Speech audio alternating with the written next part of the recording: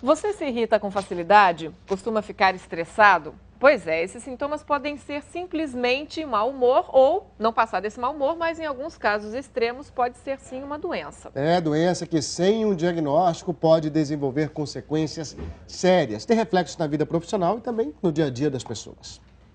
Dias e dias estressado pode não ser normal. E essa variação frequente de humor tem nome: distimia.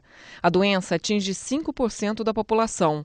Os sintomas são baixa autoestima, falta de tolerância, excesso de melancolia, irritabilidade e queda de rendimento nas atividades do dia a dia.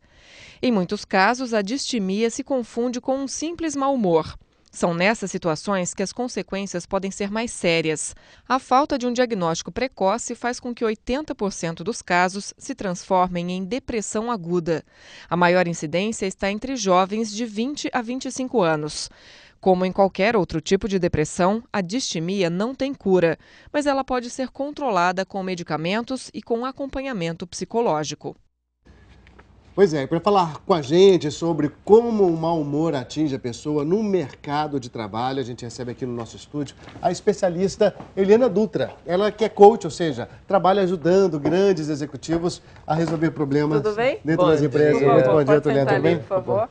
E a gente lembra você, assinante, que você também pode participar desse nosso debate. É só acessar o nosso site, g1.com.br/globonews. Doutora Eliana, eu queria começar perguntando para a senhora, essa é justamente essa diferença, né? Porque uma pessoa, mau humor todo mundo tem em algum momento do dia, alguns quando acordam, outros quando estão com sono, com fome.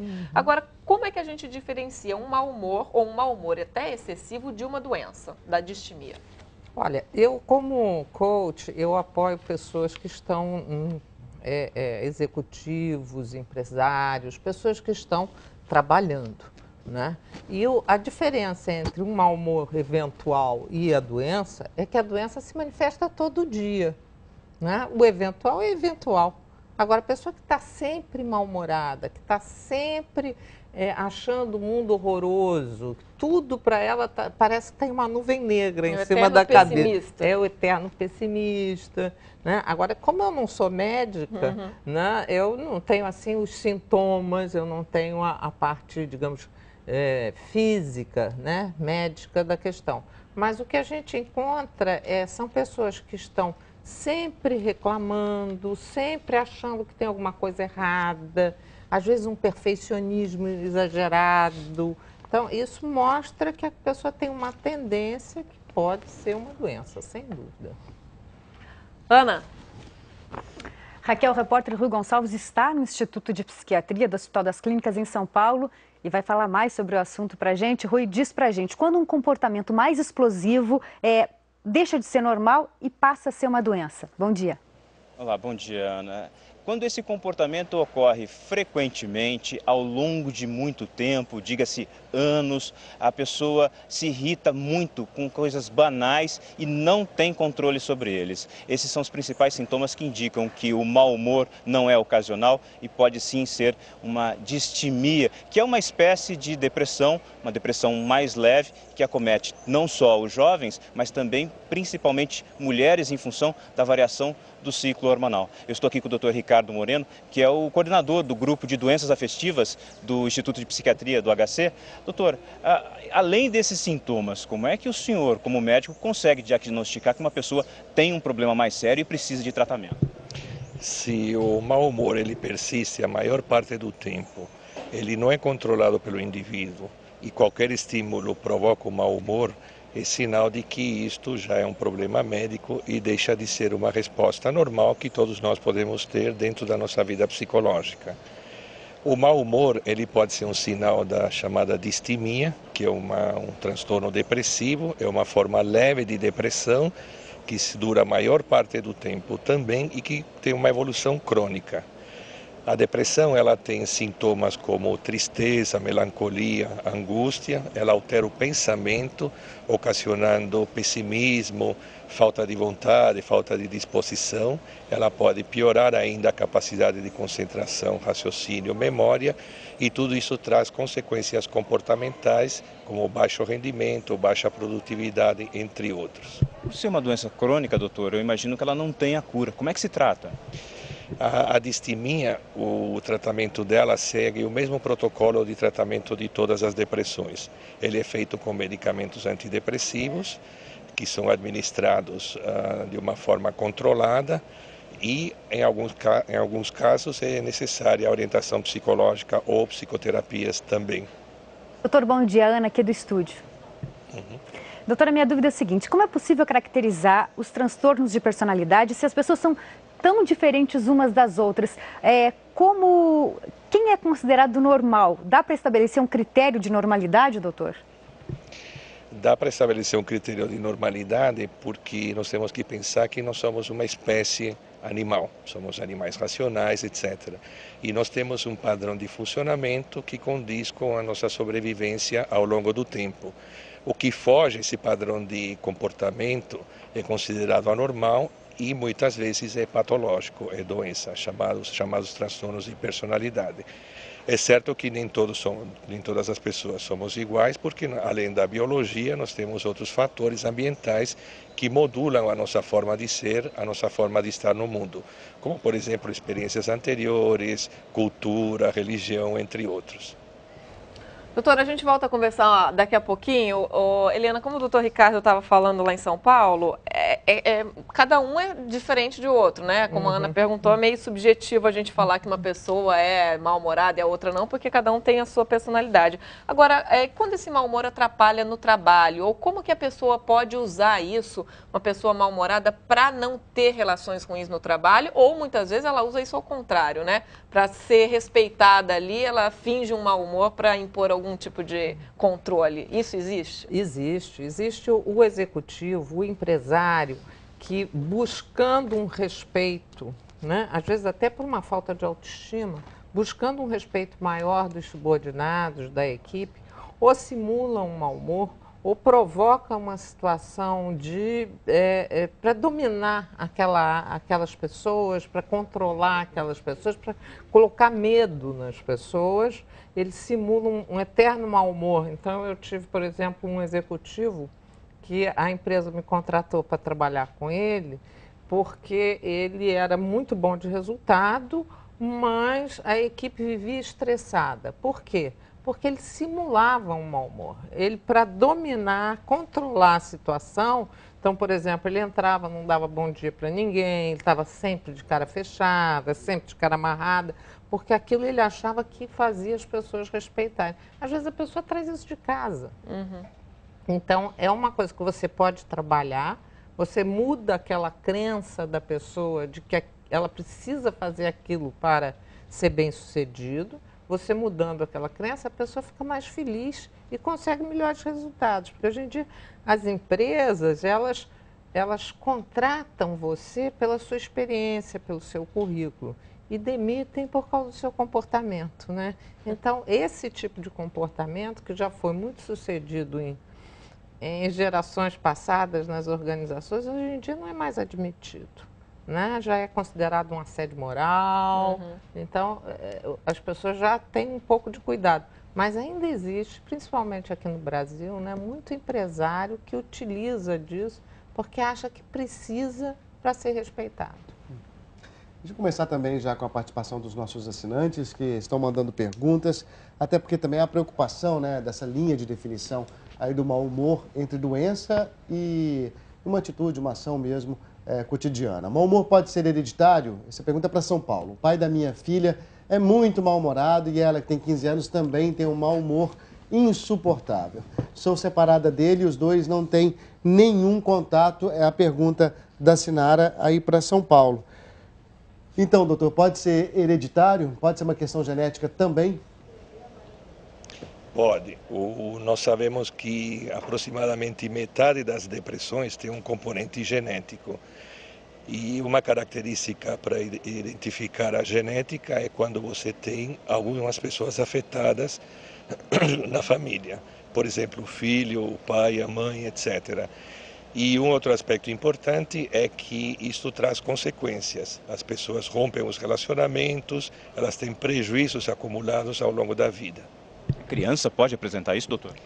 Criança também pode apresentar, é menos frequente, entretanto a distimia pode aparecer na infância, no adulto jovem, como já foi colocado, e na velhice. Ô, doutor, a distimia, 5% das pessoas que têm distimia acaba, quer dizer, melhor dizendo, não é só 5%, né? 80% das distimias se transformam num quadro crônico, por exemplo, de depressão. A gente pode dizer, então, que a distimia é um quadro de mau humor associado a uma leve tristeza. Quando é que a gente pode ou deve começar a ficar atento com relação a esse tipo de sintoma? A pessoa com distimia, além do mau humor, elas são indivíduos que são insatisfeitos com a vida, são pessoas que não conseguem desfrutar plenamente das coisas usualmente prazerosas na vida de todos nós. Além disso, elas são mais tristes, mais melancólicas, elas são mais pessimistas, ela tem mais falta de energia e motivação, iniciativa, tem mais prejuízos na cognição, no pensamento, no raciocínio, na memória. E isto certamente traz consequências no comportamento e no seu desempenho. Essas pessoas acumulam prejuízos ao longo da vida, as pessoas à volta tendem a se afastar porque não toleram as reações emocionais dela e elas não são competitivas, por exemplo, no ambiente de trabalho, na escolha de uma promoção, etc. Elas não vão ser competitivas pelo humor e pela falha no seu desempenho. Elas funcionam, mas funcionam sempre abaixo do seu potencial máximo de capacidade. Isto em todas as esferas da vida psicológica de todos nós. A gente tem outras perguntas aqui de assinantes direcionadas ao senhor. Como tratar o mau humor em casos de TPM? E em outros casos, alimentação conta? Existe tratamento alternativo para o mau humor? É a pergunta da Natália. O que nós podemos dizer, como tratar? Tratar é tratamento médico, tratamento medicamentoso. Porém, existem estratégias do bom senso ou do senso comum que facilitam muito e auxiliam a pessoa. Por exemplo, sono. O sono é fundamental. Nós sabemos que uma privação de sono em condições normais altera o nosso estado de humor no dia seguinte. Nós nos tornamos mais irritáveis, menos tolerantes, etc. Então, para a pessoa que tem uma predisposição para ter mau humor, como por exemplo na TPM, é fundamental que preserve seu sono.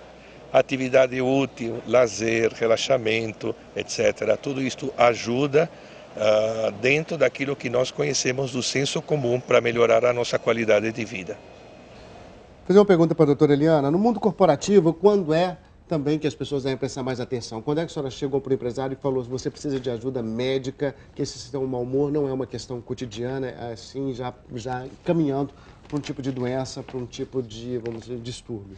É quando a gente percebe que o executivo ou o empresário, ele está perdendo a cabeça, está perdendo o humor em situações, inclusive, que prejudicam a ele.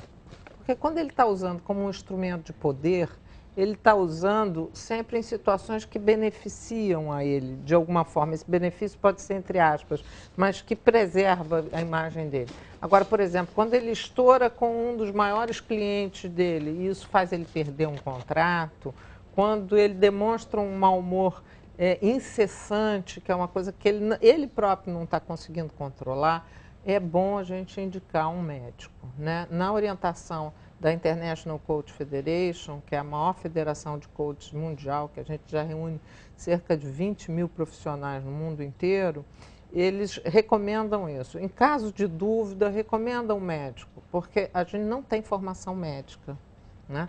Então, a gente tem uma formação como coach, mas a gente não tem formação como médico. Então, sempre que houver dúvida, recomendo o médico, porque ele vai poder dizer é caso de médico ou não é. Ana. Eliana, funcionários excessivamente mal-humorados costumam contaminar o ambiente de trabalho e muitas vezes são isolados pelos colegas. A minha pergunta para você é a seguinte: como as empresas costumam lidar com essa postura menos positiva do funcionário?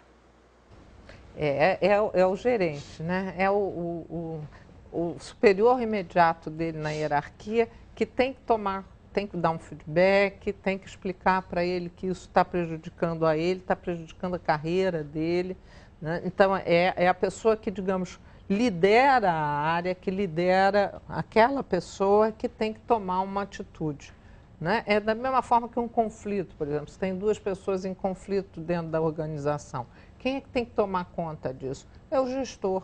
é o líder daquelas pessoas. Né? Então, às vezes esse líder pode ser o gerente, às vezes é o presidente, né? Que é um diretor que está tendo esse tipo de comportamento. Doutor Ricardo, para a gente encerrar, 2 dúvidas minhas. Distimia é mais um distúrbio de comportamento ou existe alguma alteração cerebral nesse tipo de transtorno? E o estresse pode ser um detonador da distimia?